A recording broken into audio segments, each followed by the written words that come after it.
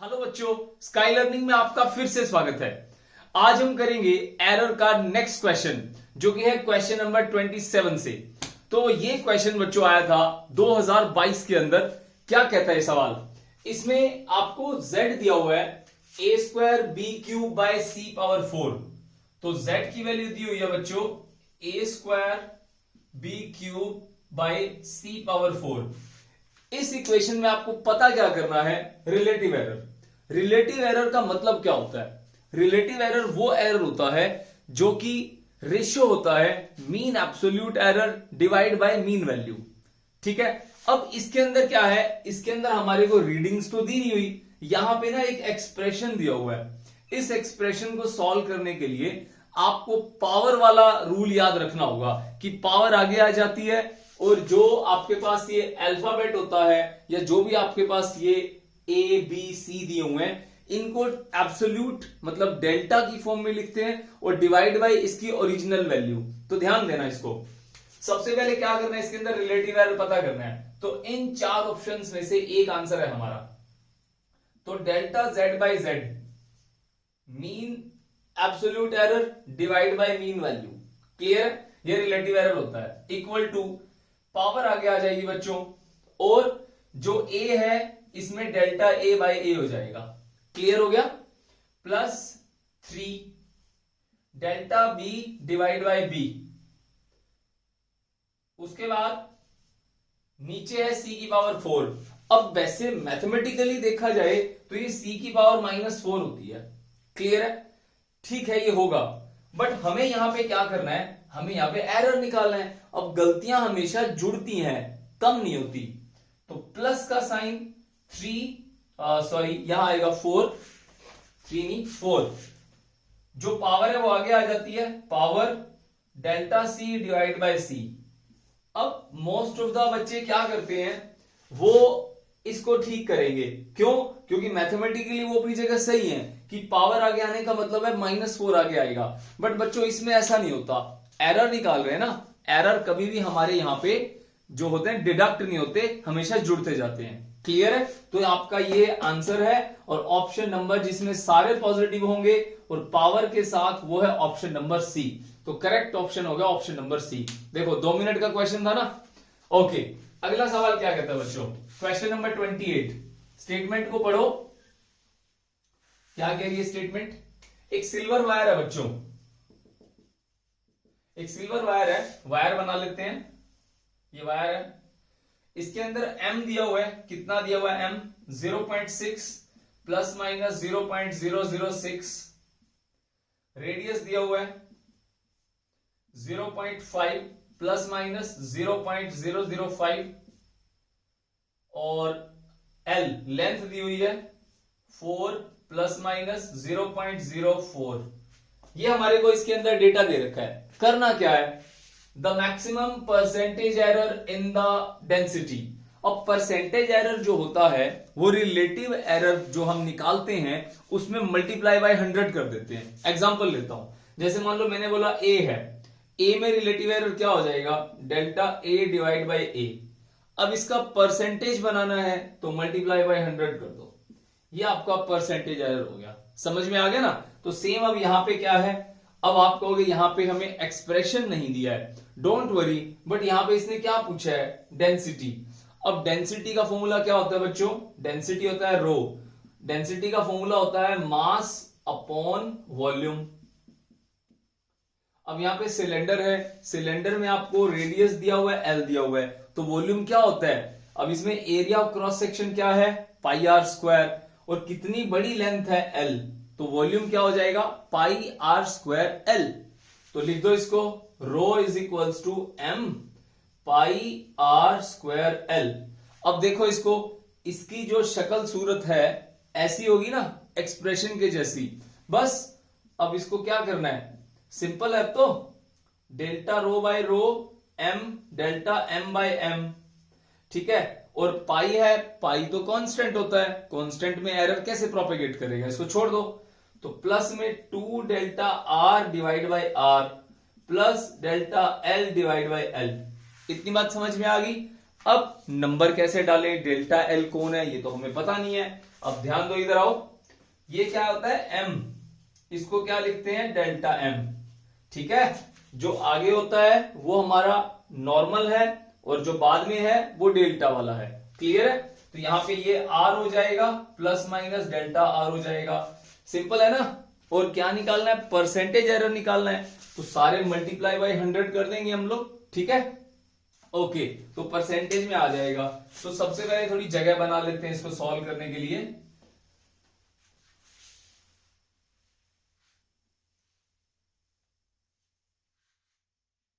Okay, अब delta rho by rho, delta rho by rho multiply by 100, percentage में निकालना है तो 100 से गुणा कर दिया, इक्वल टू डेल्टा एम कितना है बच्चों 0.006 डिवाइड बाय एम कितना है 0.6 मल्टीप्लाई बाय 100, ठीक है।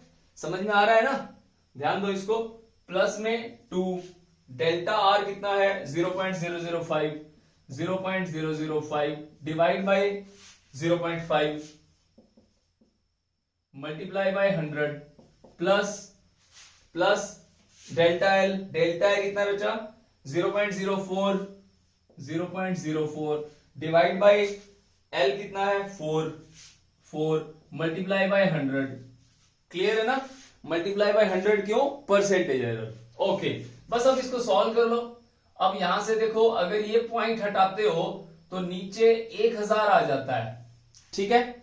अगर इसका पॉइंट हटाते हो तो ऊपर 1000 बन जाएगा, क्योंकि 6/10 10 ऊपर चला जाएगा, 1000 से 1000 कैंसिल, 6 से 6 कैंसिल।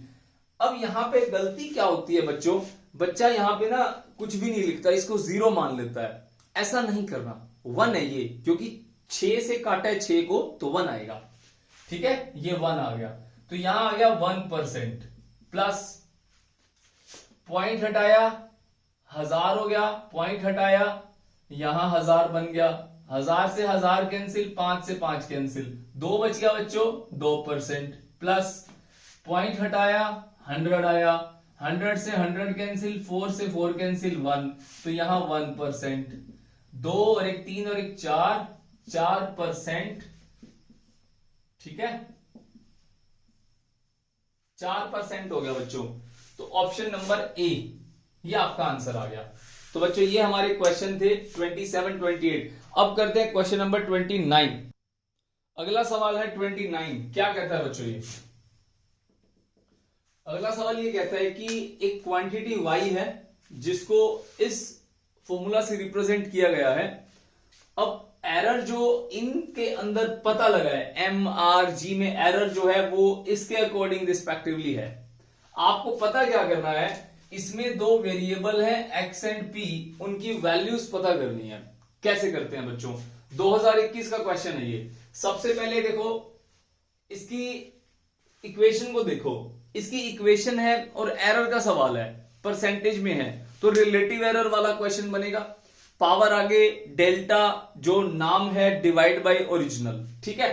तो शुरू करते हैं बच्चों क्वेश्चन नंबर 29 का solution. y is equals to m square r minus 4 g power x l power minus 3/2, ठीक है। तो delta y by y is equals to 2 delta m by m plus 4 delta r by r plus x delta g by g 3/2 delta l by l, ठीक है। अब थोड़ा ध्यान से समझना इसको। इसमें ना क्या कर रखा है, हम ना वैल्यूज को अलग अलग लिखते हैं। देखो percentage error found in y में ये है, तो एक बार लिख लो delta y by y percentage कितना है 18%, और अगला नाम क्या है m, तो डेल्टा m बाय m कितना है 1%, और देखो r, delta r by r कितना है 0.5, और delta l by l, delta l by l कितना है 4%, उसके बाद डेल्टा g बाय g ये कितना है p%। समझ में आ गया? अब इसको मैच करो आपके दिए हुए ऑर्डर से जो आपने बनाया है। सबसे पहले है जी y 18%, तो सारा का सारा क्या है हमारा मल्टीप्लाई बाय 100 है, मल्टीप्लाई बाय 100 है, परसेंटेज में निकाल रहे हैं, ठीक है।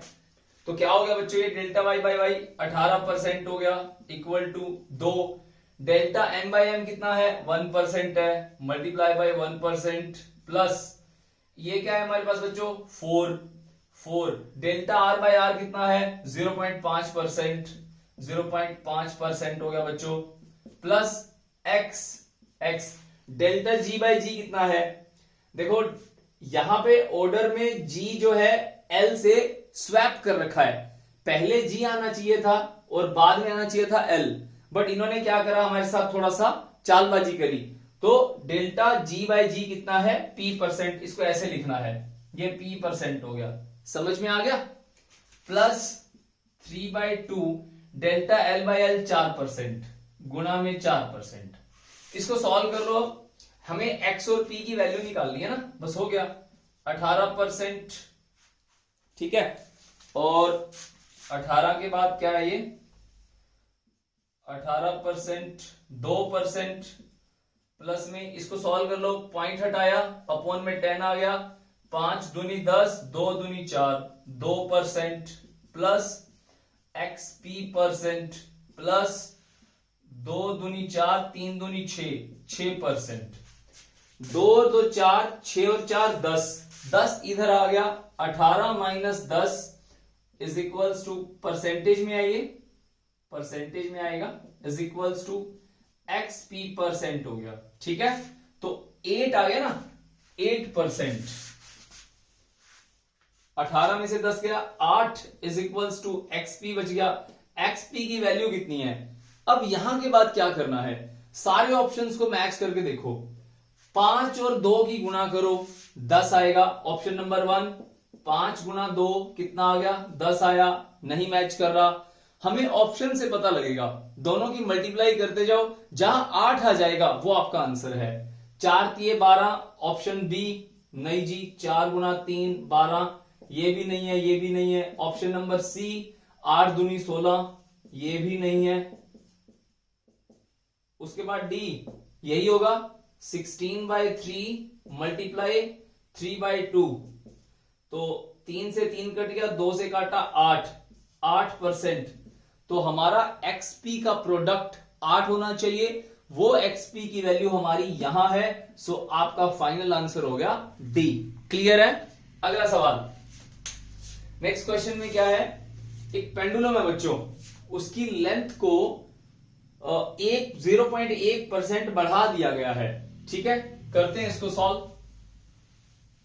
एक पेंडुलम है बच्चों, पेंडुलम का सवाल आते ही इसका टाइम पीरियड ध्यान होना चाहिए, अब जो बच्चे अभी 11th में हुए हैं वो ये वीडियो देख रहे हैं, उन्हें इसका फॉर्मूला जाकर के मिलेगा यूनिट नंबर 10 में, अभी दूर है बट फॉर्मूला मैं पिछले वीडियोस में बता चुका हूं, अब फिर दोबारा बताता हूं क्या फॉर्मूला होता है पेंडुलम का। Answer number 30, time period of simple pendulum,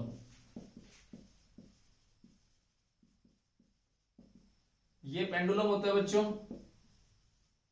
इसका ये लेंथ होता है, इसको बॉब बोलते हैं, इसका टाइम पीरियड होता है 2π√L/g, ये इसका फॉर्मूला होता है बच्चों, समझ में आ गया। अब हमें क्या करना है, हमें यहां पे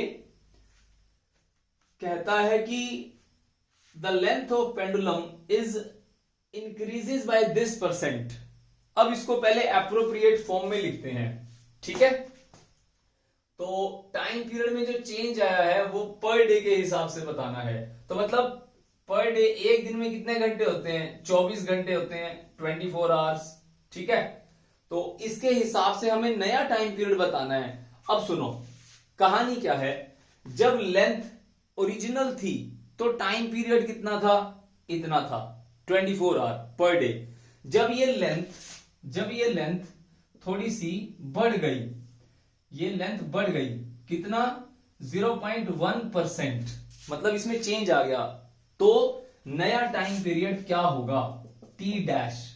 क्वेश्चन क्लियर हुआ भाई, ये लेंथ है, ये इतना है, ठीक है, ये इसका 24 घंटे का है टाइम पीरियड, अब जब ये मार्कर, ये मैंने इसको बड़ा कर दिया, ये जब बड़ा हो गया तो इसका टाइम पीरियड कितना हो गया। समझ में आ गया ना, ये चीज देखनी है।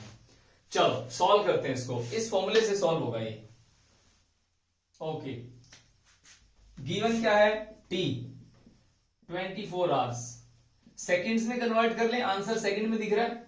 24 इंटू 3600 सेकेंड हो गए, एक दिन में इतने सेकेंड होते हैं, ठीक है।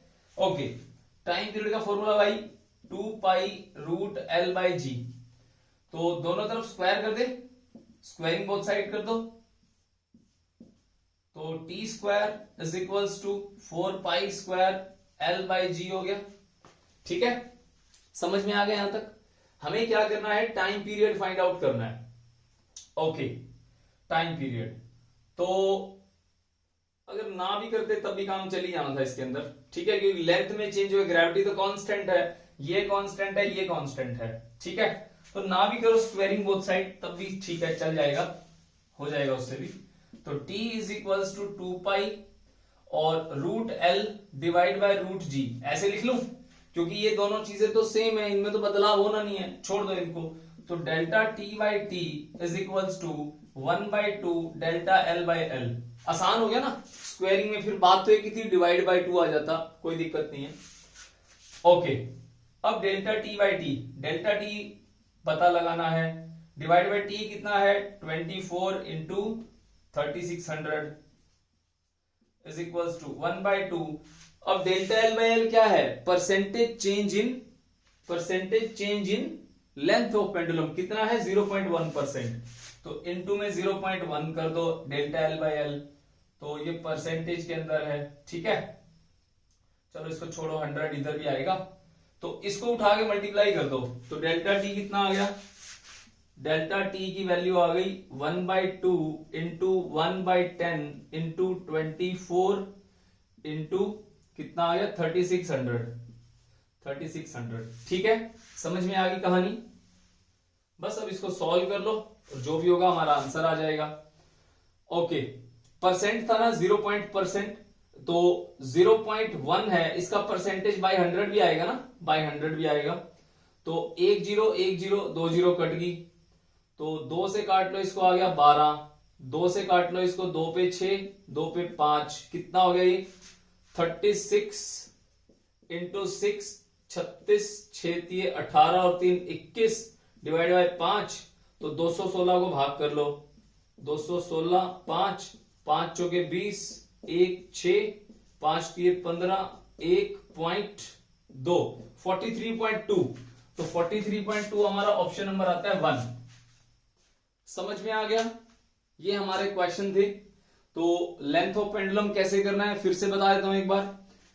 t is equal to 2 pi root l by g, तो g हमारा कांस्टेंट है, 2 पाई कांस्टेंट है, इसको एक बार छुपा लो, और बचा क्या, t directly proportional to l, तो delta T by T delta L by L power 1/2 आगे आ गई, तो डेल्टा एल बाई एल कितना दिया हुआ था 0.1%, 0.1% का मतलब 0.1 डिवाइड बाई 100, ठीक है। तो इसकी वैल्यू हमने यहां पुट कर दी, यहां 100 भी आएगा, 100 आएगा, ठीक है, परसेंटेज में है ना, तो इसकी वैल्यू यहां मल्टीप्लाई कर दो, सॉल्व करके बाकी तुम्हारे सामने ही आंसर आ गया 43.2। समझ में आ गया बच्चों, क्वेश्चन बहुत इंपॉर्टेंट है ये, ठीक है। तो मिलते हैं बच्चों अगले वीडियोस के अंदर नए क्वेश्चंस के साथ, तब तक के लिए बाय बाय, टेक केयर।